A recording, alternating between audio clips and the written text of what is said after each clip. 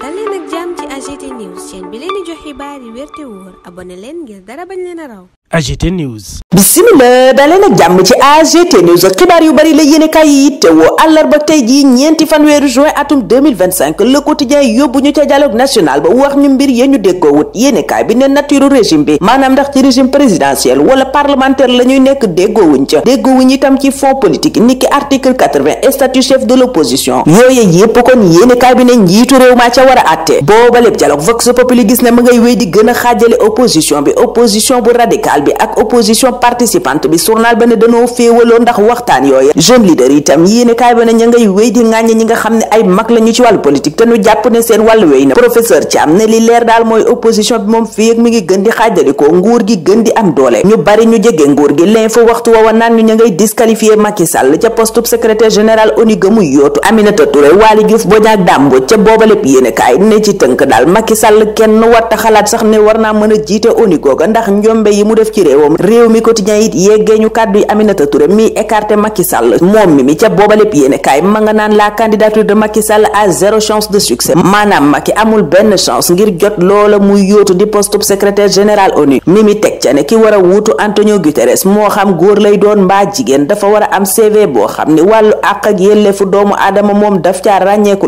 loola ca Sud Quotidien Aminata Touré ne Macky amu ko ndax ni mu salfaañee àq ak yelleefu doomu aadama ci réew mi ñépp teg nañu ci seen gët waral booba lépp journal ne Mimi rekal Macky waxtu woowa it l'observateur naan ñu liberté provisoire di bàyyi négandiku gi Tahirou Sarr doon sàkku kaleeti na ndax parquet judiciaire financier daf ko gàntal démb yéenekaay bi ne li ñu teg ci taabal ji nag ba tax ñu ne homme d'affaires booba mënta génn kaso ba ca njëkk mooy dañoo bëgg preuve yi ñu am dara bañ koo nasaxal ndax yooyale preuve moo mën a tax dëgg feeñ la ca topp tax ñu war koo tee kaso yéenekaay bi ne dañuy ragal bu génnee kaso moom Tahirou Sarr mu jëfandikoo liberté provisoire booba ngir nëbb yenn ci moomeelam di patrimoine am bi nga xam ne identifié guñ ko yépp maanaam xamaguñu lépp li mu am moom Tahirou Sarr bu boobaa it ñu ne mën naa tax ay preuve na sax leneen li war a tax ñu téye ko kaso neenu mooy fexe ba mu bañ a teg pression ñi nga xam ne ñoom ñooy témoins yi rawatina ak fonctionnaire u trésor yi ñu war a déglu ngir dëgg feeñ leneen it li tax yéenekaay bi ne juge bi fas yéene téye Tahirou Sarr kaso mooy bañ mu waxtaan ba déggoo ak ñi nga xam ne ñoom la àndal def njombe ji ñu koy toppee te bokk ca ñoom ay fonctionnaire u état ak ñoo xam ne it ay responsable banque lañ libération it yeggee ñu gàntal googa ñu def ci bàyyi négandiku gu Tahirou Sarr doon sàkku di liberté provisoire yéenekaay bi ne juge bi daa topp agent judiciaire de l'état ak parquet financier ñi jàpp ne Tahirou warta génn kaso alalam ji ñu teg loxo nag moom ak Farba Ngom yéenekaay bi ne appel bañ ca defoon tey jii lañu koy càmbar booba lépp journal noppi ca loola càmbar rapport CENTIF bi mu ne daa taqar ripp premier bet ak ña ko jiite yéenekaay bi ne danoo njortu ne dañ doon def blanchiment de capitaux jaaree ko ci conflit d'intérêt ak abus de biens sociaux journal bi ne transfert benn milliard bu teg juróom-ñeenti téeméeri million ak ñeent fukk ak juróom benn ci compte bu nekk ca Europe jamono ji booba lépp société waxee ni ci Sénégal dafa def fayit ba dàq liggéeykatam yu bari moo sooke njort lu ñaaw li ñu am ci ñoom ba tax ñu ubbi information judiciaire parquet financier yéeni kaay ba ne ma ngay teg gët Joris Dutel di njiital premier bet ci Sénégal mi nga xam ne sax taqal nañu ko ci fraude fiscale waaye it Editec ak njiitam Franck Attal mi actionnaire ci premier bet yéeni kaay bi ne seen dossier juge troisième cabinet financier lañu ko dénk waxtu woowa Les Échos nga yitte woo dossier Lat Diop ne ñu kartam bu mujj fukki fan ak juróom-ñeent weeru juin la koy joué muy càkkutee fu bàyyib négandiku boo xam ne yéenekaay ba ne xeex ba ma ngay amee ca Cour suprême yéenekaay booba it yëgal ñu ne premier ministre Ousmane Sonko jeexal na tukki gam doon amal diggante Abidjan Conakry ak Freetown ñibbisi na démb ak jet privé bi mu yoroon boob ak léegi Vox Populi mel ni ku naan waaye ñibbisi wut ak loxoy neen ndax signé na ay accords bilatéraux ci wàllu énergie wàllu valorisation ressources naturelles ak facilitation investissement yi maanaam yombalal investissement yi diggante Ndakaaru ak Freetown te moom googa ca serale woon moom premier ministre it moom la yor bi xëy yitte woon ne l'apothéose diplomatique Le Soleil it xabaar ñu la tukkee ca demu premier ministre ca serale woon yéenekaay bi ne ay accords yu bare bari xaatim nañu ko Libération ne Dakar et Freetown inaugure une nouvelle ère journal booba it xabaar ñu ne ay accords yu bari ci secteur yu bari xaatim nañu ko premier ministre Ousmane Sonko ca booba lépp journal naan sunu yéene mooy gën a suuxat sunu digganteeg sunu dëkkandoo yi fare ci Afrique sowu jant moom premier ministre Ousmane Sonko it lañu fekk ci xët gu njëkku yéenekaay bi di enquête miy wax ci jet privé bi ko yóbbu woon Abidjan Conakry ak Freetown yéenekaay bi dañu yeggee li mu xam yépp ci compagnie bi di Sam Airways mi yóbbu woon Ousmane Sonko ak ñamu àndal ca tukkeem googa. journal ba it joxoñ defib transparence ci condition yi nga xam ne ci la ñu ko joxee jet privé booba, teg ci ne Sénégal liñ dundoon ak Karim Wade moo tax fi mu ne luy ñuur rek ñu jàpp ne ndobin la. Direct News moom dugal ñu ci ruq-ruqaatu tukki premier ministre booba. yéenekaay bi di nettali la xew ca Abidjan Conakry dellu si ci ndaje mi premier ministre sekkoon ak doomu Sénégal yamu fekk ca Conakry ak la mu tontu ña ko doon laaj xalaatam ci ñaari activiste guinéen yu ñu tëj kaso. Le Quotidien dinu xabaar ne Dakar ak Nouakchott déggoon nañu jëm ci seen doomi ni nuy baagante ci ñaari réew yi muy accord migratoire. ca booba lépp journalit ko géré ngay ñaawlu marché bi juróom-ñetti milliards bu soxal njëndum otoy député yi. Le Soleil moom di wax ci milliards yu bare bari di faux billets yi nu teg loxo bi at mi dooreeg léegi yéenekaay bi ne xayma nañu ko ci ñaar fukki milliards ak benn yu teg ñetti téeméeri millions. loola journal bi ne tuuteetee mu mat liñ tegoon loxo yépp ci faux billets atum 2024 booba lépp système yéenekaay bi ne jéggi na Sénégal ndax dañu koo tëgg ci anam gu mucc ayib ci àdduna bi yépp. Pape Seydou Sourabi expert monétaire ne faux billets yooyu li ñuy yàq ci wàllu koom foo ko natt weesu na ko tax yéenekaay bi tuddee ko vraie calamité. wàllu koom sax Bougane Gueye Dany moom la xëy di wax ci yéenekaay yu bari jàpp ne relance économique di suqali réew mi ci wàllu koom ngir njariñal askan wi muccal itam Sénégal moo war a doon yi tey nguur gi fi ne tey. tax laas ne Bougane a ngay gësam gouvernement bi ca tribune moom Bougane ma ngay woo ministre de l'économie ngir mu defi pexe ba sauver réew mi ndax réew mi nee na mi ngi ci guuta gu rëy gun ko war a génne. source a waxtu woowa naan économie bu Sénégal de moo ne gisal nañu ko résilience maanaam ba tey mi ngi wéy di dëgërlu. yéenekaay bi ne croissance record la nuy séenu bu toll ci 7% atum 2025. yéenekaay boobay di yeggee ñu tontu gu dëgër gi ministre de la communication Aliou Sall tontu waa CDEPS di patronat presse bi doon sàkku audience ci moom. ca seen bataaxal ba ñoom waa CDEPS ña ngay joytu crise bi ne ci secteur presse tax ñu bare bari ci liggéeykat ne ciy jafe-jafe ñenn ñi jotatuñ seen salaire ñeneen ña seeni cotisation sociale kenn verseetu ko. Aliou Sall bam leen di tontu xamal na leen ne aide à la presse bi nga xam ne ñenn ñi ñu ngi jàpp ne dañu koo bloqué fonds public yee koy financé te jubluwaayam mooy fexe jàppale presse boo xam ne dafa moom boppam indépendante professionnelle. waaye aide à la presse booba mu ne newu fi ngir saafara jafe-jafe yorin wu bon ci këru tasukaay xibaar yi. yéenekaay bi ne yemu ca moom Aliou Sall di ministre de la communication ndax yekk na lu mel ni xeme it waa CDEPS. waxtu woowa ca boobaleb yéenekaay Pape Djibril Fall ngay dugal ay hypercute wax xalaatam ci tukki premier ministre bi wax itam ci diggante ministre de la communication Aliou Sall këru tasukaay xibaar yi Waly Diouf Bodian mi ci réseaux sociaux yi wax